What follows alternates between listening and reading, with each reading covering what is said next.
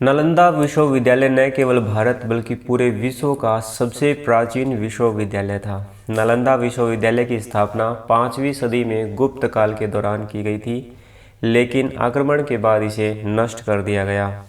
नालंदा विश्वविद्यालय को नष्ट नहीं किया जाता तो यह विश्व के प्राचीन विश्वविद्यालयों इटली का बोलोना 1088 ईस्वी, काहिरा विश्वविद्यालय 972 ईस्वी और ब्रिटेन की ऑक्सफोर्ड यूनिवर्सिटी 1167 ईस्वी से भी कुछ सदियों पुराना होता। नालंदा विश्वविद्यालय को बख्तियार खिलजी द्वारा नष्ट कर दिया गया था।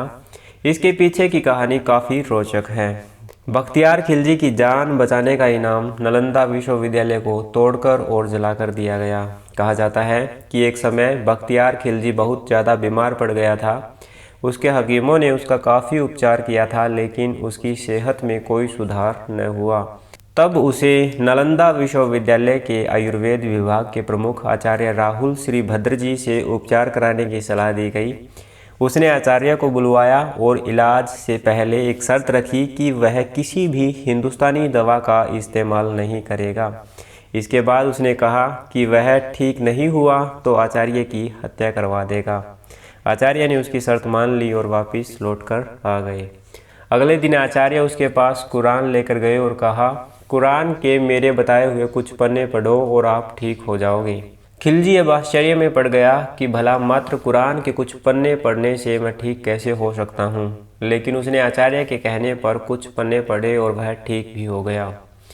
ठीक होने के बाद उसे खुशी नहीं हुई और उसको बहुत गुस्सा आया कि उसके हकीमों से इन भारतीय वेदों का ज्ञान श्रेष्ठ क्यों है।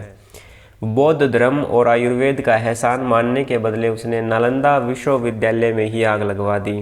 कहा जाता है कि वहाँ इतनी ज़्यादा किताबें थीं कि आग लगी तो पुस्तकें 3 माह तक जलती रही।